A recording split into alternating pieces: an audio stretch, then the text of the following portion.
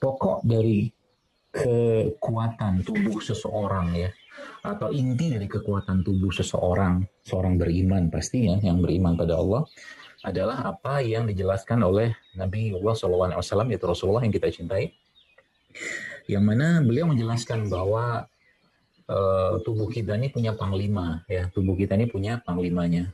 Panglimanya tersebut, ya, yang mengomandoi seluruh sistem yang ada pada tubuh kita. Ya, panglima tersebut yang mengomandoi, memerintahkan ya atasan tertinggi yang ada pada tubuh kita ini, yang kita kenal dengan qalb atau qalbu.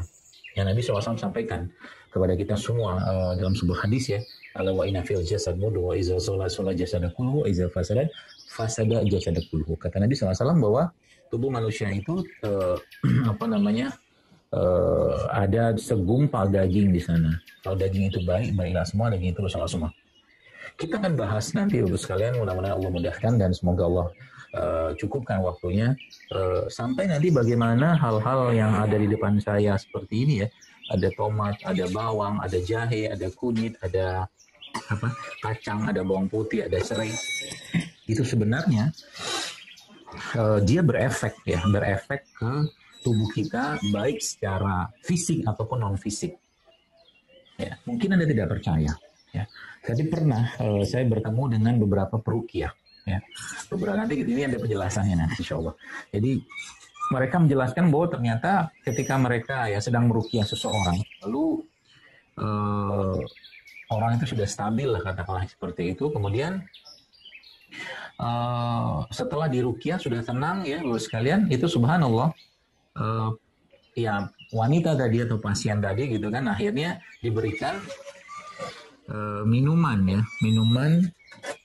dari yang bahannya itu kurma dan tempe. Kurma dan tempe. Diberikan kurma dan tempe. Lalu jadi ada kan kalau Anda lihat postingan saya itu tentang kurma dan tempe itu banyak sekali ya.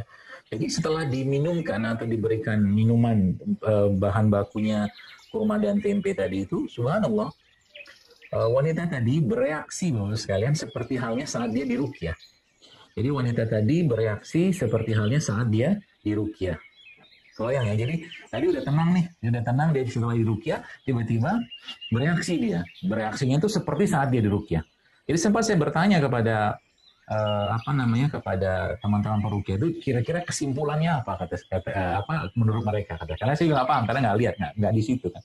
Jadi mereka bilang bahwa jin itu yang nggak suka dengan makanan sehat, nah itulah hal ya. Jadi jin itu nggak suka dengan makanan sehat.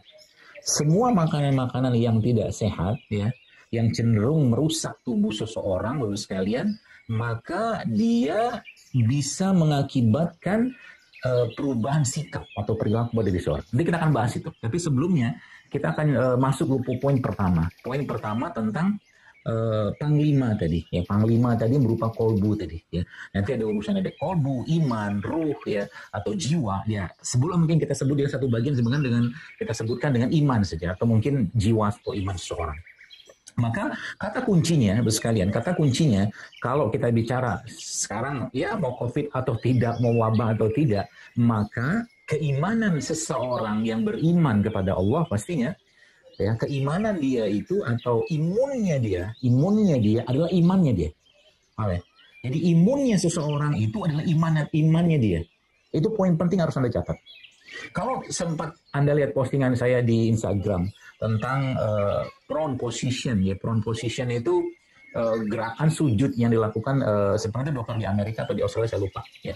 Postingan yang sedang sedang viral itu kan, di mana dokter-dokter di ICU katanya untuk mendapatkan untuk mendapatkan oksigen yang cukup di badannya, maka mereka melakukan gerakan seperti sujud. Ya, baik. Itu kan secara fisik. Mereka mengatakan secara fisik bahwa gerakan sujud itu akan membawa oksigen lebih banyak ke otak, bahkan ke bagian-bagian tubuh yang lain. Apa jawaban atau mungkin apa kata Allah dalam Al-Quran tentang itu semua? Jadi kalau saya boleh katakan ya, kayak sekarang di tengah wabah seperti sekarang ini, jadi kata kunci dasar tadi yang harus Anda ingat adalah imunnya kita adalah imannya kita. Imunitas kita adalah imannya kita. Maka tinggal kita tarik apa yang menguatkan iman. Oke.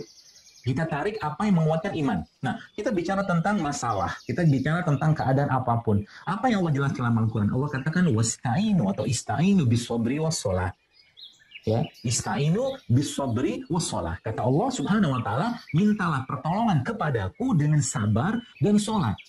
Sabar adalah ketenangan. Oke?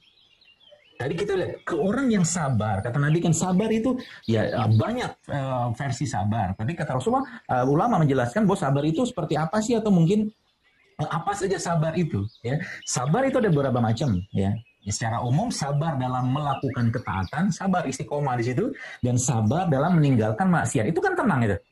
Oke, sabar ista'inu bisabri wassalah. Poin penting itu situ. Lalu Bapak sekalian, setelah sabar, sholat. Ya, nah kita lihat poin-poin sholat ini. Kita poin sholat.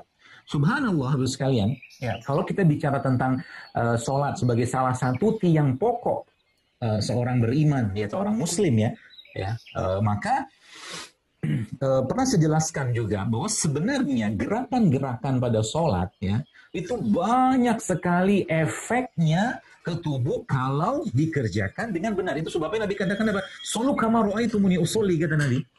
Sholatlah sebagaimana aku sholat. Baru sekalian bagi Anda, contohnya. Bagi Anda yang mungkin mengalami susah buang air besar misalnya. Bapak Ibu pernah bayangkan ya, saya tidak membandingkan bukan, tapi maksud saya gini, gerakan-gerakan sholat itu kalau Anda perhatikan ya, seperti seperti gerakan sujud. Ya, gerakan sujud itu, ya kalau orang sujud seperti ini ya, orang sujud seperti ini itu kan sebenarnya ada tekanan, jadi sujudnya begini, kemudian kaki kita akan dirapatkan di belakang dua kayak begini, ini itunya kakinya ya, kemudian dengkul kan dirapatkan. Bapak Ibu paham kalau Anda mengerjakan gerakan seperti itu, kaki atau dengkul bagian depan itu dirapatkan, kemudian kaki di belakang dirapatkan juga, tangan dilebarkan, maka pasti akan ada tekanan, ya, tekanan pada daerah perut kita, ya, Masya Allah. Nah nanti makanya saya bilang kalau seandainya ya kita ngerjakan sholat itu benar-benar sesuai dengan caranya Nabi, keringetan kita Pak Bu, mulai dari takbiratul ihramnya, rukunya, sujudnya, itidalnya, tahiyatnya, subhanallah, ya.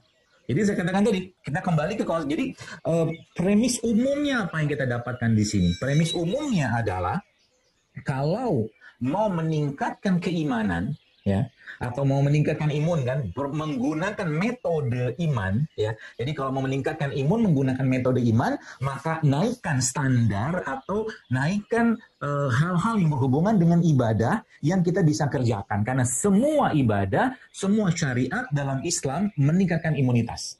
Tapi kita tidak melakukannya untuk meningkatkan imun. Kita melakukannya karena kewajiban. Kita melakukannya karena ketaatan. Kita melakukannya karena perintah. Efek sampingnya, seorang yang melakukan itu dengan benar, dengan baik, pasti sehat. Itu poin dasarnya, Bapak sekalian. Itu poin dasarnya. Masya Allah, tabarakallah, Bapak sekalian. Kalau kita bicara tentang rukun Islam apa saja sih? Ada sholat, ada syahadat, ya, ada puasa, ada haji, ada zakat. Ya, 5 rukun Islam, Bapak sekalian. Kita lihat, hampir sebagian besar di situ ibadah fisik loh. Puasa, sholat.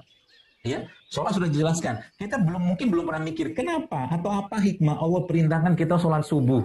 Apa hikmahnya katakanlah terus Nabi katakan jangan tidur habis subuh. Apa hikmahnya Nabi memerintahkan lagi jangan tidur habis maghrib. Apa hikmahnya lagi kenapa ada sholat zuhur. Apa hikmahnya ada sholat asar. Apa hikmahnya ada sholat isya. Apa hikmahnya ada sholat zuhur. Itu semuanya menyesuaikan dengan frekuensi bumi, ya, gelombangnya bumi dan manusia yang tinggal di bumi tadi.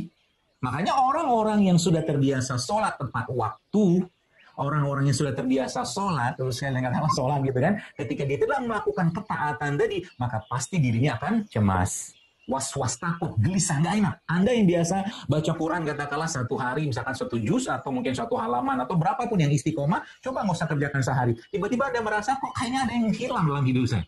Itulah iman. Okay. Jadi kalau boleh saya katakan, syariat dalam agama kita yang mulia ini, Bapak sekalian, ya, itu semuanya menyehatkan. Kurang sehat apa? Saya pernah bilang, kurang sehat apa? Orang-orang yang katakanlah, Masya Allah, melakukan sholat tahajud. Tahajud itu ada. Saya baca satu buku dikarang seorang dokter anti-aging di Jepang. Dia cerita begini, dia bilang growth hormone itu, ya, growth hormone itu mulai memuncak memang tengah malam, ya, jam 10, jam 12 something seperti itulah. Jadi Masya Allah, jadi kalau kita lihat memang tadi balik-baliknya, apa yang dikerjakan Nabi itu semuanya menyehatkan. Ya.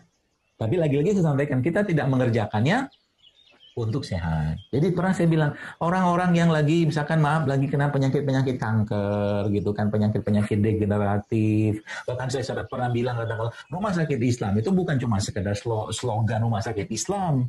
Faiza maritu fahuwa yashfin gitu kan, slogan itu bukan. Tapi rumah sakit Islam itu katakanlah kita bicara secara umum saja ya. Maka rumah sakit Islam itu adalah rumah sakit yang menerapkan konsep-konsep peribadatan yang dicontohkan oleh Nabi kita alaihi salatu wassalam. Mau sehat kayak gimana orang yang kena stroke, kena jantung, habis subuh dia tidur. Maka perawatnya katakanlah atau orang yang merawat pasien-pasien seperti itu, bangunkan mereka. Kalau ada regulasinya sih ya. Bangunkan pasien-pasien tadi untuk sholat malam. Subuh katakanlah jam 4:30 ya, bangunkan mereka jam 4 atau 3:30 gitu kan, sehingga nanti perawatnya sehat, tenaga kesehatannya sehat, dan pasien pun ikut-ikut sehat ya. Seperti itu. Jadi iman, ya kata kunci dasar pertama adalah iman. Naikkan iman. Jadi kalau kayak sekarang, pernah saya bilang solusi-solusi langit ya mungkin dalam bentuk keimanan yang perlu kita tingkatkan dalam keadaan COVID seperti ini sangat banyak, sangat banyak. Cuma kita belum tahu atau mungkin belum dapat ilham atau hidayah untuk itu. Ya, contoh sodako. Ya sodako salah satunya. Nabi menjelaskan bahwa sodako atau sedekah itu bisa mencegah bencana bagi diri seseorang. Ya, apa susahnya Anda atau mungkin kita pagi-pagi habis sholat subuh ambil handphone, ya. Lalu Anda m-banking, mobile banking atau internet banking atau kalau nggak keluar rumah Anda untuk bersedekah. Kenapa? Karena waktu pagi adalah waktu di mana malaikat mendoakan orang-orang yang bersedekah di pagi hari. Gampang kan? Setiap pagi kayak begitu. Ya, dan sedekah yang kita kerjakan itu subhanallah sekalian efeknya itu panjangnya luar biasa. Itu kan kebaikan. Jadi yang biasa mungkin sedekahnya ya kenalan misalkan 10.000, 50.000, naikin sedekahnya di era atau di masa seperti wabah kayak sekarang dan minta kepada Allah. Itu bahasa saya solusi ini. Yang kedua apa misalkan ibadah bisa Anda tingkatkan. Contoh sholat duha. Sholat duha biasanya 2 rakaat, 4 rakaat, naikin jadi 12 rakaat misalkan kayak begitu. Dan kalau sudah dinaikin, Anda bisa naikin lagi kualitas ibadah. Tadi contoh mungkin Anda lagi sholat duha, pakai Quran di depan, Quran gede sambil sholat duha Anda baca Quran. Bisa kan? Bisa, betul sekalian. Masya Allah. Dan itu cara meningkatkan imun. Emang Al-Quran bisa meningkatkan imun? Wah, Bapak Ibu sekalian, Masya Allah. Janji Allah dalam Al-Quran, apa? Allah menceritakan atau berfirman dalam Al-Quran. Allah mengatakan seperti ini. Wa'udzubillahiminasyaitonirrajim. Wa nunazzilu minal Qur'an ma huwa syifa wa rahmatul lil mu'minin wa la yazidu zolimina illa khosara, kata Allah. Dan Allah sudah jelaskan dalam Al-Quran bahwa dalam Al-Qurannya bahwa Al-Quran itu syifa. Kata-kata syifa ini, bos sekalian, nggak banyak disebutkan oleh Allah dalam Al-Quran. Tapi salah satunya, ya kalau kita bicara syifa itu ada madu juga syifa, ya itu adalah Al-Quran itu disebutkan sebagai syifa. Jadi bukan cuma sekedar dia menyehatkan, dia menyembuhkan, nah gitu loh. Subhanallah kan. Jadi semakin kita paham, oh ini cerita. Jadi akhirnya apa kayak sekarang? Saya nggak habis pikir ya. Begitu luar biasanya orang dengan virus ini, dengan wabah ini parno luar biasa. Udah parno mas sekarang menurut saya sih gitu kan. Apa ditakutkan? Waspada perlu, ikhtiar perlu, tapi nggak perlu juga berlebihan. Ya, karena yang pakai masker katakanlah terus kena virus ini ada nggak? Ada juga, gitu kan. Yang nggak pakai masker ada nggak? Bukan itu poinnya, tapi poin yang saya mau jelaskan adalah bahwa yang namanya ajal bila masa pun tetap akan kena atau mungkin mendatangi seseorang. Tapi tawakal dengan ikhtiar tetap perlu kita jalankan. Ya, sebatas katakanlah tidak berlebihan juga, gitu loh. Seperti itu. Ya, kayak tadi pagi saya telepon-teleponan dengan seorang sahabat saya, dia di Pekanbaru kan juga lagi ini nih, Masya Allah ya, lagi zona hitam ya Pekanbaru sekarang ini. Saya telepon-teleponan sama dia itu, dia cekak-cekik aja gitu kan. Ya, dia isolasi mandiri tapi dia pergi ke kebun gitu kan, pergi ke kebun ya, nanam apa segala macam ya, dan badannya secara itu fisiknya fit lah gitu kan, dan saya berikan beberapa masukan saran kepada beliau. Dan happy aja gitu kan. Dia bilang apa yang mau ditakutkan gitu kan? Ya, apa yang mau ditakutkan? Ya, karena toh ya kalau memang ajalnya tiba tetap akan mendatangi kita. Ya, tidak bisa kita sembunyi. Ya, nah kuncinya adalah kalau bicara imunitas tadi, ya naikin imunnya. Jadi kayak sekarang ini, di saat ujian kayak begini, wabah kayak begini, inilah saatnya kita meningkatkan iman kita supaya imun kita naik. Sholat malam jangan putus. Ya, baca Quran yang benar, sedekah dibanyakin, berbuat baik dibanyakin, silaturahim, segala macam kebaikan yang kita kerjakan itu nanti akan menjaga imunitas kita. Seperti itu. Jadi kalau sudah kita memahami ini semua, sekarang maka insya Allah akan selesai wabahnya. Apalagi kalau Anda yang menyaksikan video ini atau acara ini gitu kan. Ketika mendengar ini ya mulai memperbaiki ibadah, mulai menaikkan amal ibadah, mulai katakanlah kualitasnya, kuantitasnya yang bisa dinaikkan. Ya maka otomatis penduduk negeri ini jadi banyak ya soleh dan soleha. Kalau udah kayak begitu, nanti Allah akan turunkan rahmatnya, Allah akan selesaikan ini dengan caranya.